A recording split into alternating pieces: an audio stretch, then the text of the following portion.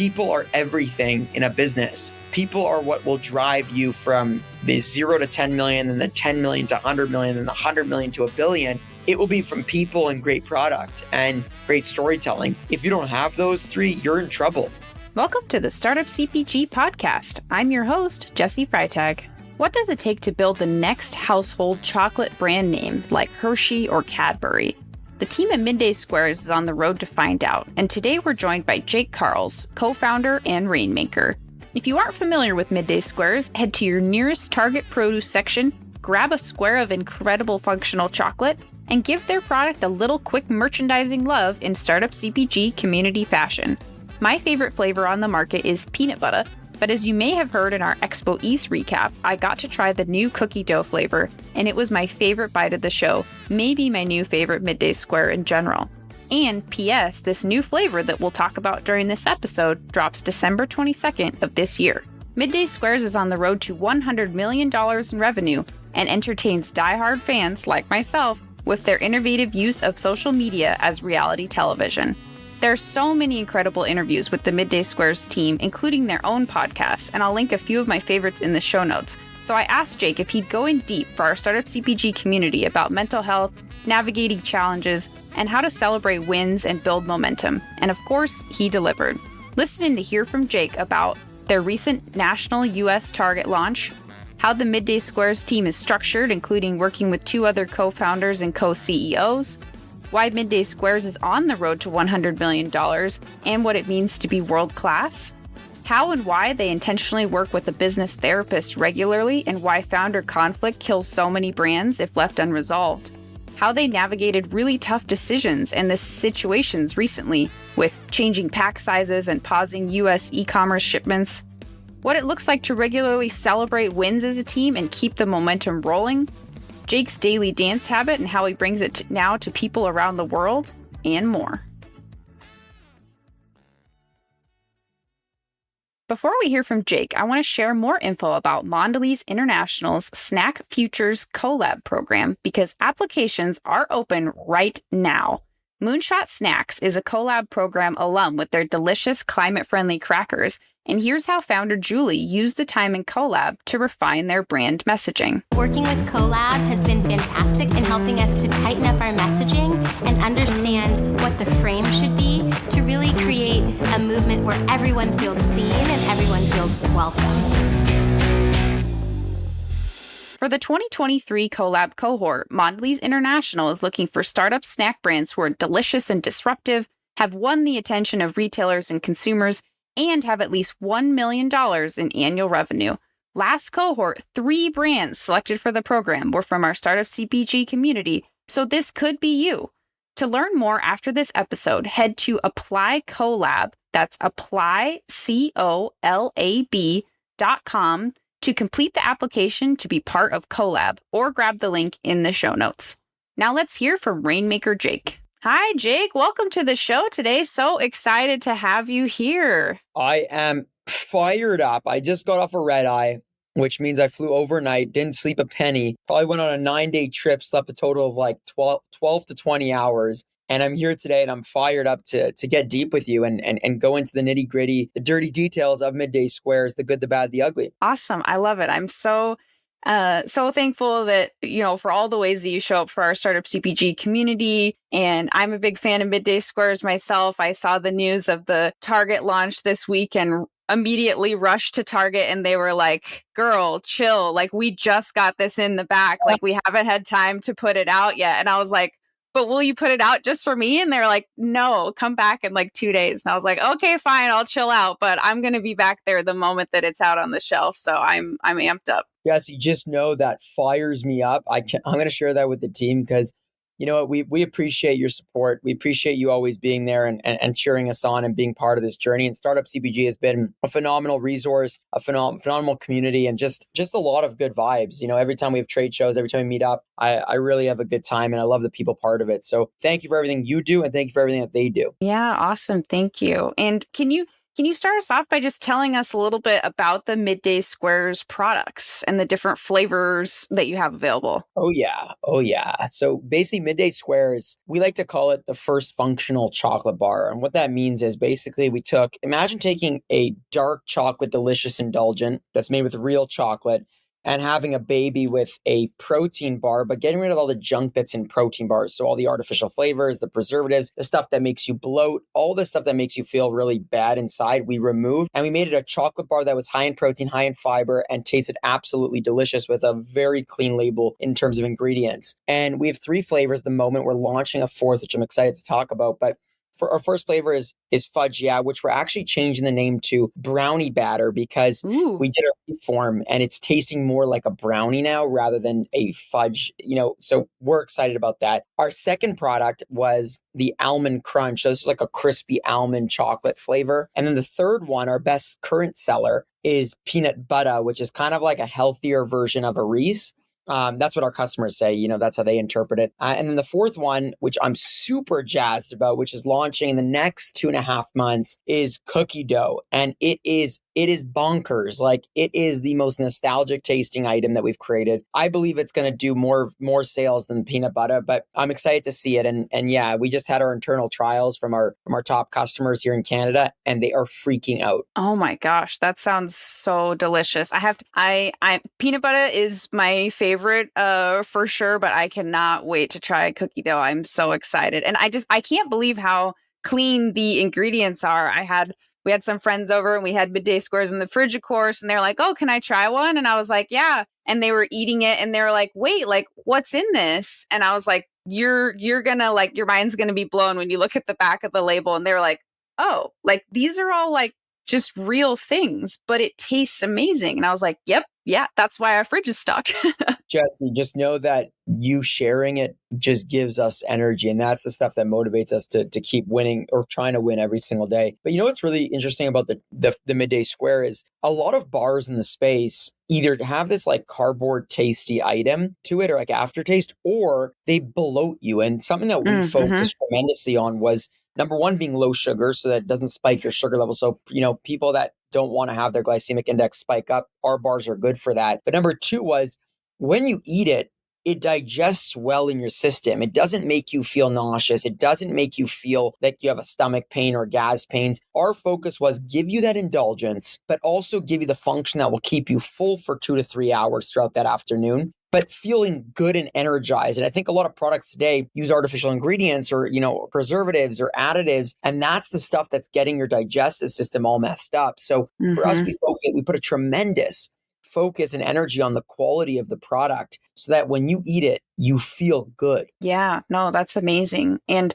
can you describe for us too, like the Midday Squares, kind of the current stage that you're at? Like, how many stores, how many, what are some of the major retailers? Like we just talked about the Target launch, and then like kind of what's like top of mind for, you and the team day to day as far as your growth stage? So for sure. So we started August 4th, 2018. Me, my sister, my brother-in-law.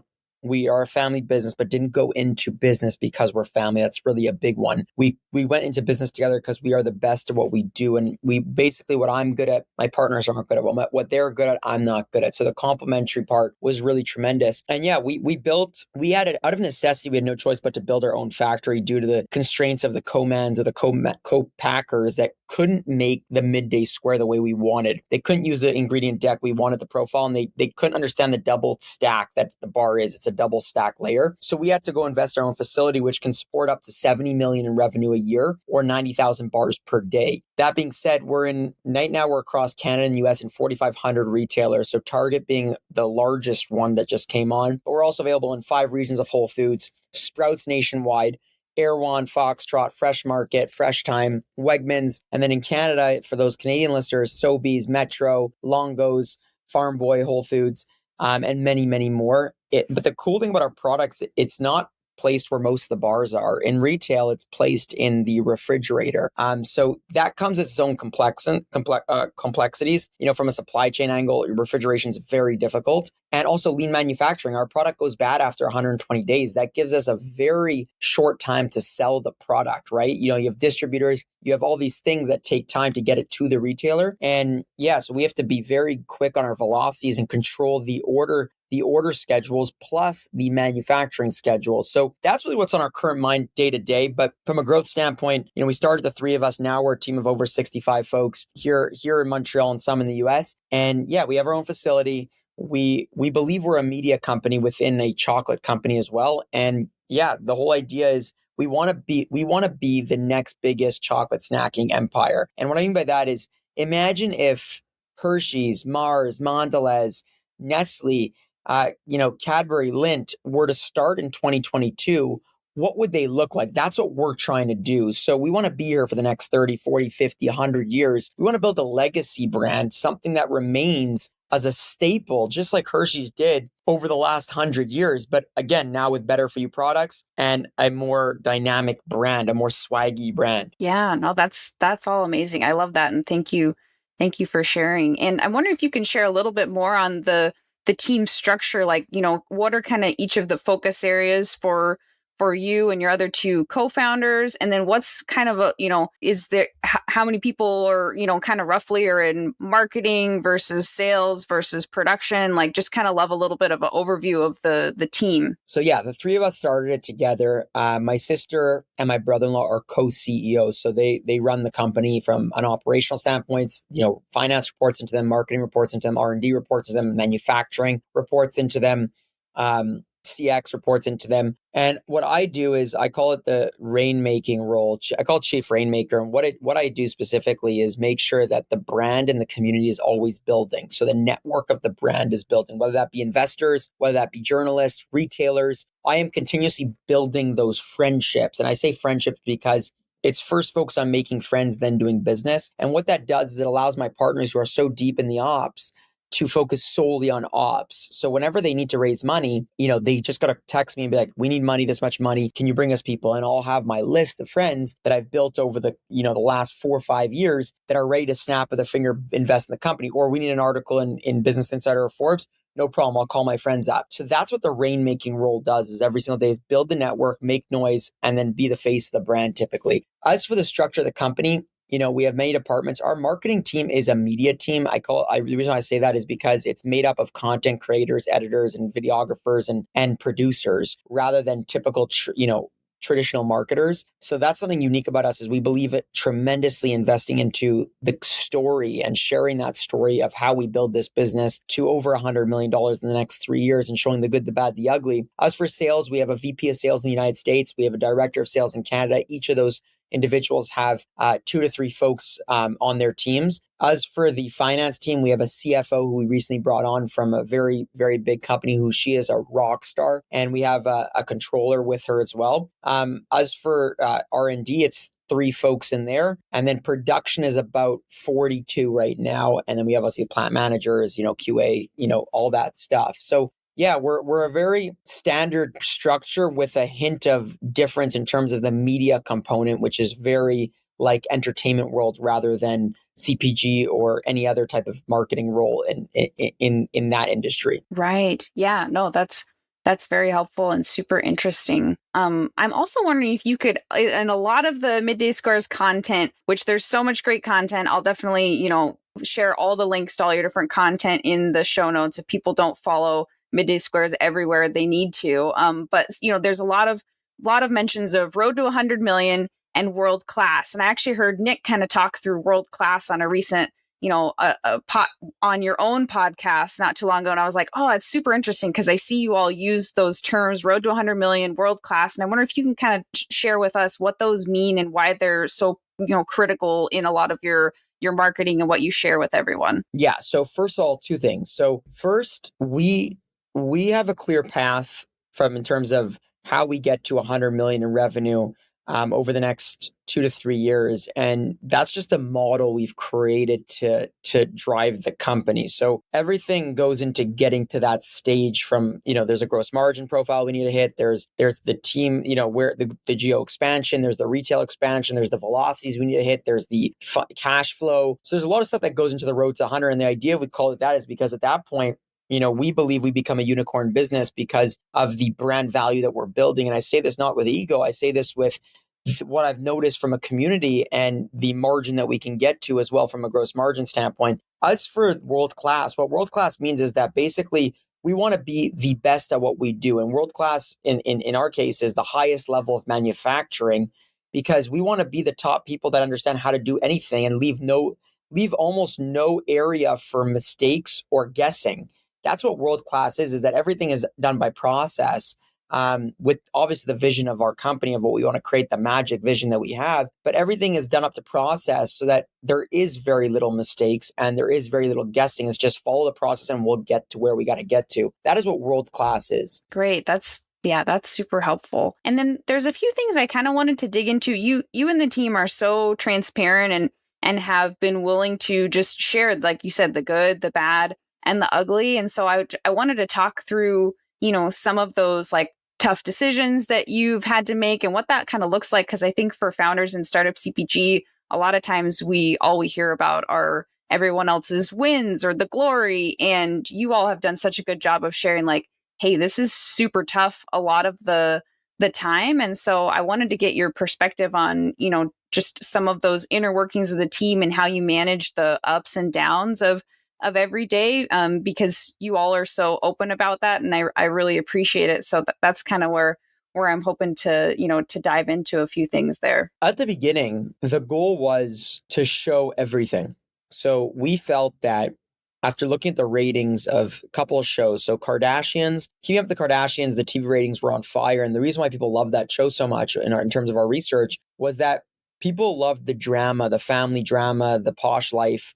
So that was one aspect. The second aspect was Shark Tank was on a tear as well in terms of viewership and ratings. And what's unique about Shark Tank is you basically saw the surface level of an entrepreneur. So people were starting to become interested in entrepreneurs to understand who they are, what's their story, a little bit more than just the product. And what that led to is to slowly start to celebritizing entrepreneurship, similar to how chefs in like the early 2000s were starting to get celebritized through the Master Chef, the TV shows like Food Network, stuff like that. And then if you look at someone like Elon Musk in terms of his social media following, you would notice it was growing tremendously. And the reason why is not because Elon Musk's, it's not because of just Tesla. It's because of how bold he was and outspoken he was as an executive. He didn't fit the typical mold. So people either loved or hated him, but wanted to follow him, right? So what I said to my team was I said, guys, we are just going to make a baby of all three of these things. We are a family. We're going to show the drama of family, but we are also going to show the good and the bad of what it looks like to actually build a business. We're going to put the curtain and we're going to show it. We're going to pull back the curtain. Everyone's going to be able to see everything. And then the third thing is we're going to be outspoken founders. We're going to be true to our character, and that's going to allow us to have fans. And when you put all these three things together, this brings the customer along the journey with you. If we were to just show the good, people would kind of get sick and tired of it because again, that the good is life isn't perfect. Life is hard. Business is not perfect and business is hard. So if you're not showing the whole story, then people start to feel a little bit uncomfortable. When you show the full story, people can empathize, people can be part of, people can feel relatability towards you. And that's what we chose to do was share the breakdowns, share what we're actually going through, because there's many other people in the world going through similar types of situations. And what that did was it built our fan base stronger and stronger and stronger, where eventually this community was just driving tremendous amounts of sales for us, velocities in store, because they were attracted to the brand. They wanted to be associated. They wanted it to be an expression of themselves. And I think that most brands forget about the reason why communities build so much is because of authenticity. People want to be around real, genuine stuff. They don't want the fake cringe stuff. It's uncomfortable. So that's where we took this process, and we still do it today. We film everything. There's cameras everywhere in the office. Everywhere we go on a trip, they're following us. And even in shit times when we're fighting with our,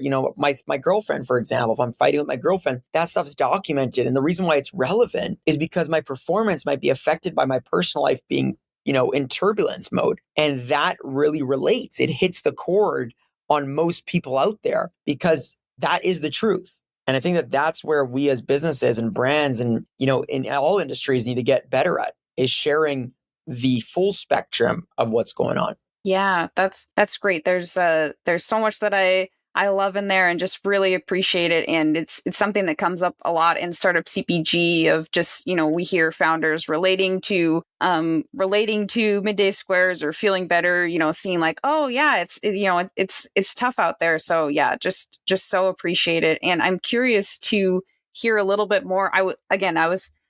It's pretty obvious I'm a big Midday Squares fan, and I'm definitely listen to the Uncensored podcast that you all have, and I'll link that in the show notes because I definitely think listeners should check that out if they haven't yet. But I was really fascinated by the conversation that you, Nick, and Les were having about founder conflict, and you just kind of mentioned it again now, and how it can just really kill businesses. But a lot of people are not comfortable talking about it, or it seems like, oh, I shouldn't have conflict with my founder. But you all are like, no, conflict founder can happen, and we have a plan for it. And I think you have like a business coach and therapist, and I wonder if you can kind of tell us about like how you prioritize your founder relationships in general, how what's your approach to conflict, and how do you just really stay on top of that? So there's a stat out there that I'm not sure what the exact number is, but I was looking up that why startups fail. And a big reason was that there's a founder conflicts actually ends the company. So partnerships can't work out because they don't get along. They're not the right fits, et cetera. So when we started Midday Squares, I'll never forget, before I joined as the third founder, my partner said to me, if you want to join, this is the one commitment we need. We need you to see therapy once a week with us. And I was just like, what does that even mean? Like, I'm a happy person. I don't need no therapy. I was so naive. And I was kind of like in this phase that I was so happy I didn't need it. That's for people that need stuff. And I didn't need that. And that was my first impression. Then suddenly I decided to commit because I trusted my partners and I wanted to build this business to become the next biggest chocolate snack. I mean, this was a requirement that was part of the contract. And when I went in there, the first session, it was horrible. The second session was horrible. The third, fourth, fifth was horrible. It was like bullets flying of feedback, criticism, these hard conversations that I just didn't want to be associated with. And then slowly I became one of the number one advocates for therapy in both personal and business life, because this is a safe zone where you could have conversations, very difficult, hard conversations, and work on your leadership, work on your communication, work on how you can become potentially more empathetic and have greater perspective. So we see this therapist together once a week in good or bad times. And that has held the glue together in this partnership where we've found deeper love for each other, deeper respect, better communications, are able to get somewhere quicker in terms of an argument or a disagreement. And I think that every company should invest, if they have the capital, into this type of tool. This is a real tool, similar how you need certain things to live. This is the same type of thing. And yeah, so we see therapy once a week, and that has kept our partnership stronger than when we started, before we started. Yeah, that's amazing. And do you have a business coach or coaches as well in addition to therapy? Well, the truth is we have some great people that are surrounding us in the game, advisors, mentors, some business coaches, I guess you can call them. And then Dr. Gavin, who's our therapist, who is like a business coach. So we do surround ourselves with folks that elevate us, that can relate to us, that can give us the hard details we need, the hard conversations we need, the hard feedback. And I think that that's super important to any entrepreneur out there. Go find people that inspire you, that allow you to think big, that make you feel uncomfortable at times, to push you out of that comfort zone, and those that will just be there in the rocky times and the good times, because that's what's going to allow you to get through this business. Because an entrepreneurship is a journey that is a pressure cooker. It is one of the most hardest concepts ever. It's like becoming a professional athlete. You have to perform at the highest level, and the pressure is just so high. So if you don't know how to deal or withstand that pressure, and if you don't have the tools around you to help you get through it, you're going to fold the cards. And that's the game of entrepreneurship, is who can withstand the most amount of pressure and have the most amount of grit with a great product. I think that's what is the difference between winning and losing. Yeah. And I think I was listening to some of your stories about fundraising recently. And I think one of the things that one of you or the other team members said is when you were looking for partners to raise money from, you didn't want to take money from anyone that you couldn't call at 3 a.m. Is that right? Oh yeah, that was brutal. That was brutal. So yeah, we had to at 3 a.m. It was crazy. Like what you're talking about, the refrigerator situation, right? Well, I think I think you had mentioned that like you wanted to partner only with VCs or investors that you could call at 3 a.m. as far as Yes, partners. yes. Okay, yeah. So sorry, I misunderstood. Yeah. So No, all good. yeah, so the way that we look at partnerships with our venture partners or private equity or in angel investors or friend investors is the criteria is, would we want to sleep on this person's couch at their homes, and would they welcome us there in their cities when we come visit? And the reason why we will put that as a criteria is because this needs to be a friendship. This is a long game. This is something that isn't just a transaction. To some that may think it's a transaction, but at Midday Squares, that's not. The idea is that you are here, you believe in it, you are ready to fight the war with us, or just cheer us on the sidelines with capital injections. But the idea is the couch is a necessity, and the idea is that if we need to call you that late, that we're calling you because we need you, not because for the sake of just whistle and blow. So I think that at the end of the day, like when you're choosing the people you want around you, is you need people that are going to die on the hill with you. And that's where it's key to build relationships early on with your venture funds, with your angel investors, with your family and friends. Whoever you want part of your company, take the time to get to know them. Let them get to know you. Share the information, be transparent, gain the trust, because again, in the rocky times or in the good times, you're going to want them there in both times, not just one or the other. And I think that that's super important. Yeah, no, that's great. And now you've piqued my interest about the 3 a.m. refrigerator situation. Yeah. Yeah, for sure. So let me share that. So basically, I thought you were talking about this refrigerated scenario where basically we have these reefer trucks that hold a lot of our stock because we don't have enough room in our facility. So we have these trucks that are just outside that are attached to the building that hold a ton of stock, like $500,000 at a time of chocolate bars and in some ingredients, etc. And at 3 a.m. one night, I was away, but my sister, my brother-in-law received they got the like an alarm thing or a notification that basically our night shift told us that one of the fridges might not be working on the reefer. They're not sure. They can't find someone to fix the diesel gas that is put in it. Anyways, so my sister at 3 a.m. is like, oh shit, like it's so hot outside. It's like 30 degrees Celsius outside, which is so hot that it's all going to melt, $500,000. So she and my brother-in-law went to the facility, unloaded everything, hand unloaded everything for 4 hours straight on Saturday night at 3 a.m. until they fixed this problem and until they got that reefer fixed with the diesel truck, the diesel gas. But it's just like, these are the things that entrepreneurs have to deal with on a daily basis. If you don't, if you just,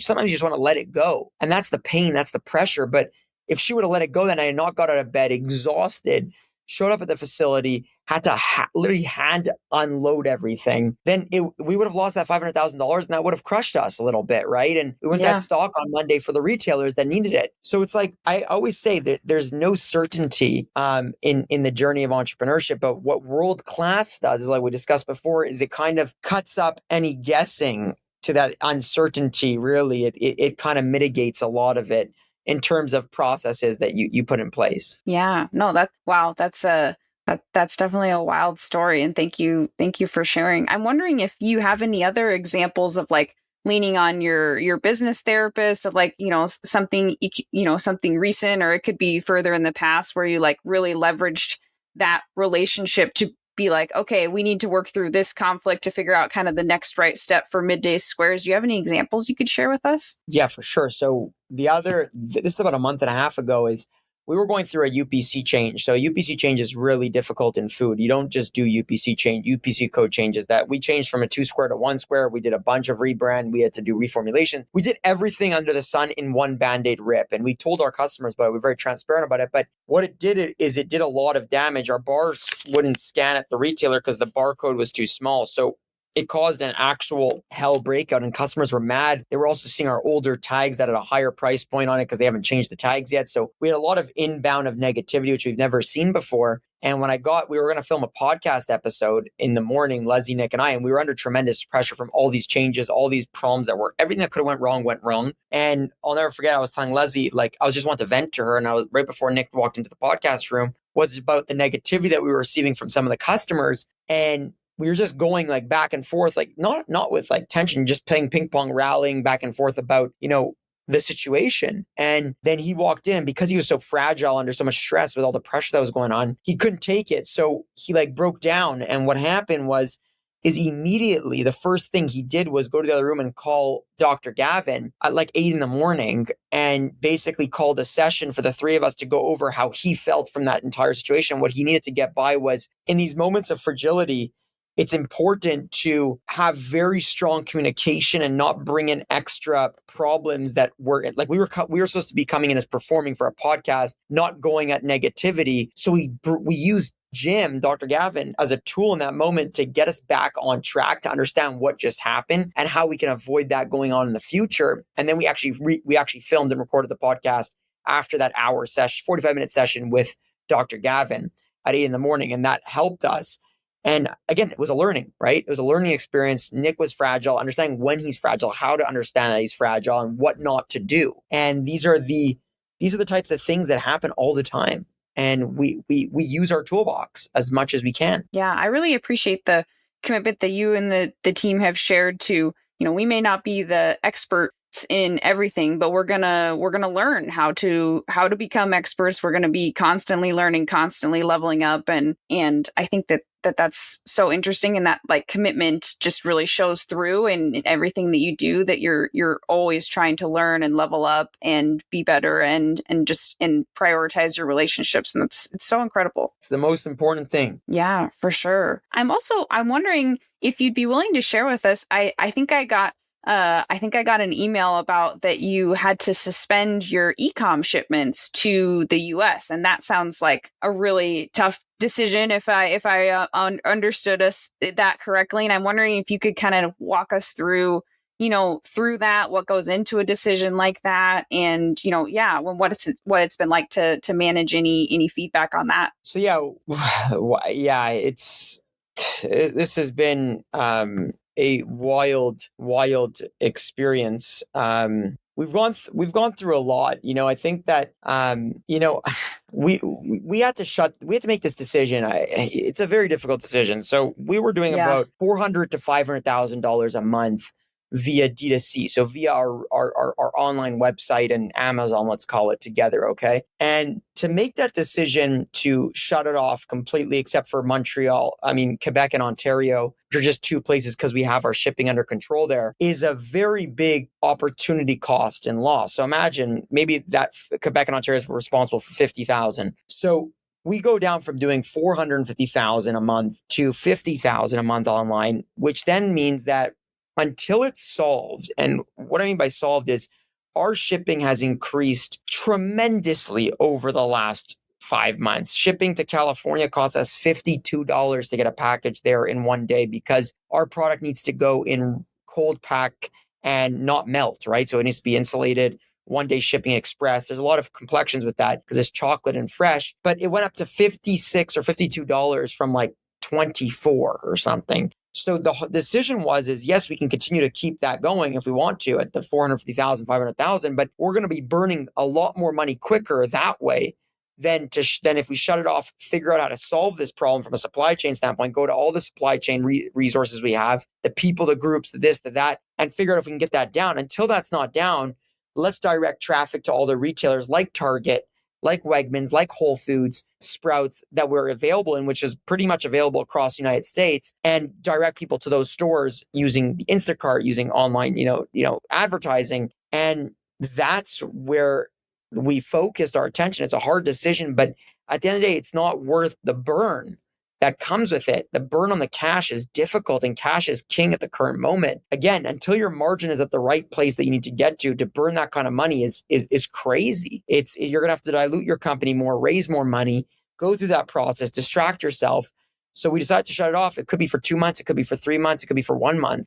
But the idea is we are working to get it back on. It's just our business is mostly retail, not even D2C, but the D2C was just a component that drove trial and drove customer loyalty that wanted, bigger bulk volume buys than going to the store and buying a couple of squares, Yeah. Wow. Well, I really appreciate you sharing about that. It sounds really tough. And like I said, I just appreciate it because I think it's helpful to hear from a company like Midday Squares and see kind of some of the struggles like this, and for our community to be able to hear, kind of your thinking of going through a tough decision like that, because entrepreneurship is filled with so many of those tough decisions. So thank you so much for sharing about that. I think it's important to share the hardships, but it's also important, Jesse, to celebrate the wins, and the wins of national launch at Target. We sold our 10 millionth chocolate bar. That means that's a crazy milestone. I never thought we would get there. 10 million chocolate bars have been sold out of our facility,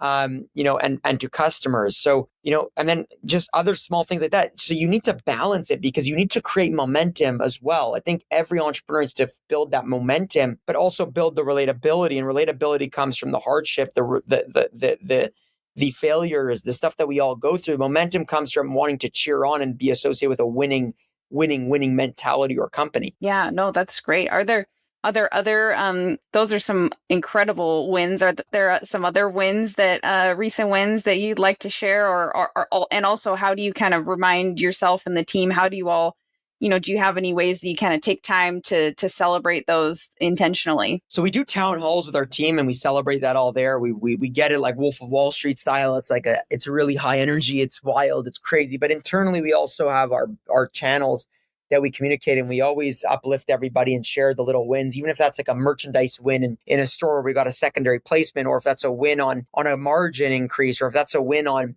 a new team member, or it's a birthday. We're always celebrating. But I think some of the other bigger wins that we've had is we're 95% automated right now in terms of our facility. This facility is something that was never built before. No one's ever built this line. We are the only people in the world with this line. So I think that was a big milestone after 3.5 years. Another one was, having, extreme growth, growing, 100% year over year. These are big sales increase numbers. And I think that a lot of companies just want to celebrate the big stuff, but I think it's important to also win on the small stuff, like that secondary placements, like, a team member's birthday, or a little win on flavor profile. Like, these are the things that will keep the momentum train moving, and it compounds very, very quickly. Yeah. No, it's so important. And that I love hearing that. And I hope that, I've seen it myself. When you can kind of keep building that momentum and keep riding it, it does really start to build up. I'm also wondering if you can share with us about, we were both at an online event last week, and I think you talked a little bit about your daily, like, little dance break routine, and it's simple, but I also love it. I'm wondering if you would just share that with us. Oh, that's my favorite thing in the world is to get people in any state of their mind or environment. It could be a corporate, it could be at their at school, it could be at their home, to take a second to just step back, get into a mindset where you want to let loose, bring the child out inside of you, have fun, dance, get your body moving, because what that does is it creates this energy, this mindset where you're completely in a new zone from all the stress and the pressure you have. You take that moment to step out, and then when you come back into it, you feel so energized, fired up, blood flowing, amped up. And I think that it originally was just like something I did for fun. Now I'm getting to do it all over the world because it spreads great energy. It makes people laugh. It brings joy out of humans. It brings that, like I said, the child out of everybody, which is so necessary because everyone's so serious. And it also changes your mindset before you go into something maybe very serious, or even to something that's not serious. It just restarts your mind. And yeah, I love dancing to throwback music, and it fires people up. So go out there, if you're listening to this podcast, take 1 minute right now to step back, close your eyes, throw on a song that you haven't heard in a long time that makes you move, and just let loose as if no one's watching and the world doesn't care. Just have fun. Be a rock star. Okay, pause. If you didn't press pause, like the Rainmaker, Jake Karls, just told you to, then I'm going to do it for you. Let's take a less than 1 minute dance break, you and me, together, right now. I mean, how proud of us will Jake be? And let me tell you, I am not a dancer. Adding this segment makes me feel very uncomfortable and nervous, but that's the level that Jake inspires me and hopefully you. So whether it's bobbing your head in the car, full on dancing in the kitchen, or just tapping your foot during your bench press at the gym, we're dancing right now. Or you can skip ahead a minute. I cannot take that power away from you. So I'm standing up right now. lifting up my podcast mic, Freddie Mercury style, and we are going to dance to Our Past by the Super Fantastics, the band of Startup CPG's founder, Daniel Scharf. All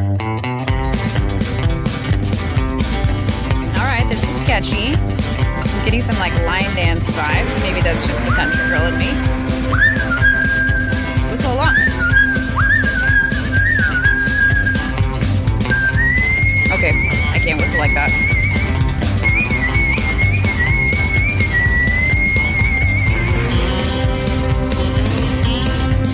Hands in the air. My past, my past, my past. Nobody knows what's in my past. It's now, it's now, it's now. I can't forget what's here at last.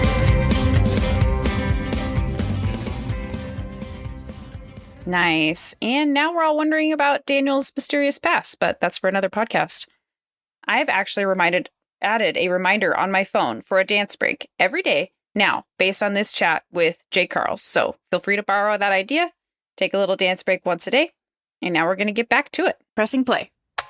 That's awesome. I love it. Yeah, for those listening at this, like you said, you've done this all over the world at this particular event last week since I was there. You know, Jake's in the car on the road, pulls over, gets out of the car, got the camera on him, dancing on the side of the road. We put on the YMCA, and everybody in their little Zoom window is dancing, and it was such a like refreshing little break. And when you've had kind of a formal even event where people are they got their game faces on or they're talking investment, and then everybody can just kind of like have fun, let loose for a moment. And it really was like a refreshing little time. And I thought that was just really cool. It was so much fun. It was so wild that it was on a highway in the middle of nowhere. The people on there were dancing. Everyone was good vibes, good energy. And I had a lot of fun. I was out of breath after, and I think other people were too. And yeah. It just created, it gave an amazing midday break to the conference that was going on. And I mean, the pitches that were going on and all that stuff. And that's what was fun. We need more fun in this world. Good vibes, good energy, positivity, being yourself.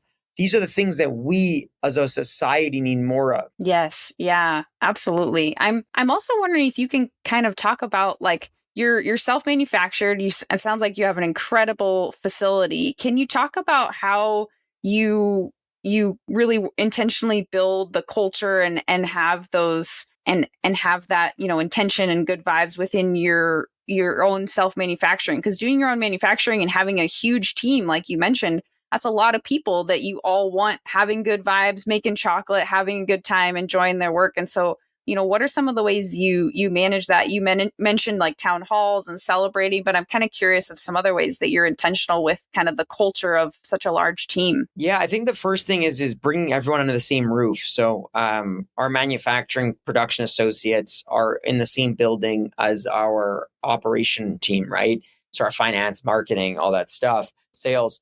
And I think that everyone is equal here. And I think that making that clearly and celebrating everyone individually, like people have different food, we have so many different cultures here. So celebrating those cultures actually creates a place where there's so much respect for everyone, because everyone knows how much work each person, each group, each department puts into making this vision come true is what we do. But keeping a strong company culture is the hardest task. And it takes a lot of energy, a lot of work, a lot of empathy, a lot of wanting to understand and wanting to be part of in terms of building that culture. And I think that we've done a good job. We're not there yet. We're not perfect, but we're definitely working to get better and better every single day and make it a place where people actually call home, that actually want to come to and are proud to represent, because people are everything in a business. People are what will drive you from the 0 to 10 million and the 10 million to 100 million and the 100 million to a billion. It will be from people and great product and great storytelling. If you don't have those three, you're in trouble. So I think that investing in your culture is super important, but don't just do like a bowling night for the sake of doing it. Do what's authentic to the culture that you want to create, and water the plant, because it takes a lot of work. Yeah.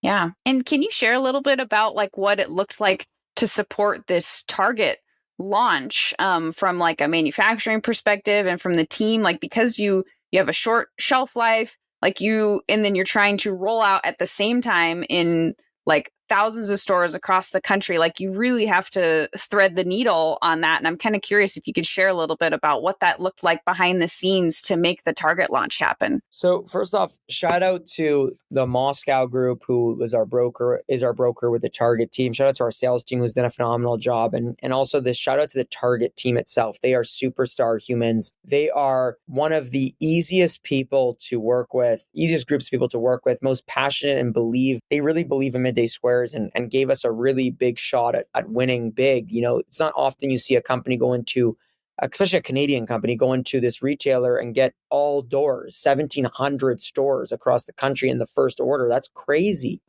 So that's number one. Number two, from a support standpoint, yeah, there's a lot of work. We're starting to work with a lot of influencers that are specific to Target. So Target people that shop at Target and their community shop at Target. We're also working on their app to do some cool things. We're having merchandisers in the stores because out of stock seems to be a problem. So making sure at the top 25% of the stores, we have merchandisers in there once a week minimum. And then just building towards, building our brand more and more and more over in the United States and Canada. And that helps with the store locator and people want to search for it. So, and then making sure that our product is in stock is the number one thing that needs to be there. It can't sit in the back. It can't just not be on the shelf. So focusing on how we make that happen has been the strategy in terms of marketing, et cetera. Yeah. Wow. And I think you've used your, not used in a negative way, but your community has rallied around merchandising in the past. I think you solved like what would have been like $100,000 merchandising problem with like the Midday Squares community, like going around the country and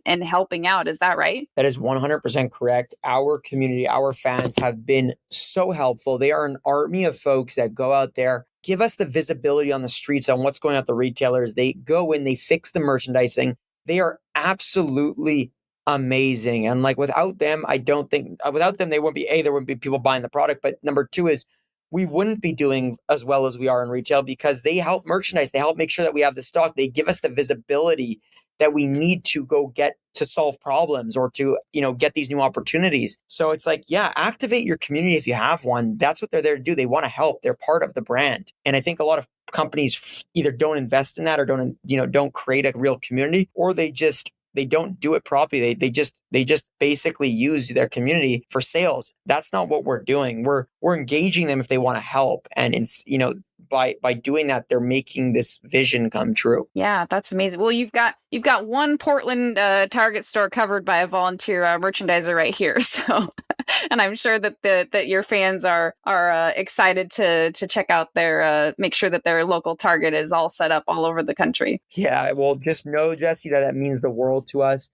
And if you can make that Target store in Portland, Oregon look unbelievable and make sure that the squares are stocked there and spread the love, that would mean the world to us. I would give you a big hug. I'm going to give you a big hug when I see you. And let's go win. Let's go out there and build that next Hershey's. No one has challenged the chocolate industry for the last 100 years. It's been it's been dominated by 5 brands, and they typically acquire every brand that tries to get up there. What happens when one can actually climb past that? Yeah, I can't wait to continue to see what the Midday Squares team does. My only challenge in merchandising at Target will not be just buying all the product myself. I got to save some to share with the rest of the world. But definitely our startup CPG community, myself, we're all rooting for you and trying to support on this journey. So it's just been so fun to have you on the show and share with our team. And I'll put lots of notes in the show notes for all the ways that everyone can keep up with Midday Squares, but just really appreciate you coming on the show, Jake. Just know that I appreciate you and Startup CPG tremendously, and giving us a voice always is such, it just means a lot. I hope you know that, this is what fuels us as a business to keep going through the hardships, the pain, the loneliness, the suffering that entrepreneurship does have. But this is the fun part, right? Is working with people like you and speaking with people like you and doing stuff with Startup CPG. So keep doing what y'all are doing. I love you guys and I'm excited to hang. Yeah, thank you so much. Thank you for listening in today. I'm so honored you joined me for this conversation, and I love hearing from you all with feedback, suggestions, or if you just want to say hi at podcast@startupcpg.com, or you can find me on LinkedIn. If you liked this episode, we'd love for you to share it with a friend or colleague, subscribe so you don't miss future episodes, and maybe even leave us a 5-star review on Apple Podcasts. If you aren't yet in our Slack community of founders and experts, we'd love to see you there. You can get the free invite at startupcpg.com and find all our other awesome resources there, like webinars, databases, the blog, the magazine, and virtual and in-person events. And if you found yourself rocking out to our intro and outro music, which I do every single time, make sure to check out the Super Fantastics on Spotify. It's the band of our Startup CPG founder, Daniel Scharf. I'm Jessie Freitag, your host and producer, and on behalf of the whole team at Startup CPG, thank you for being here and see you next week.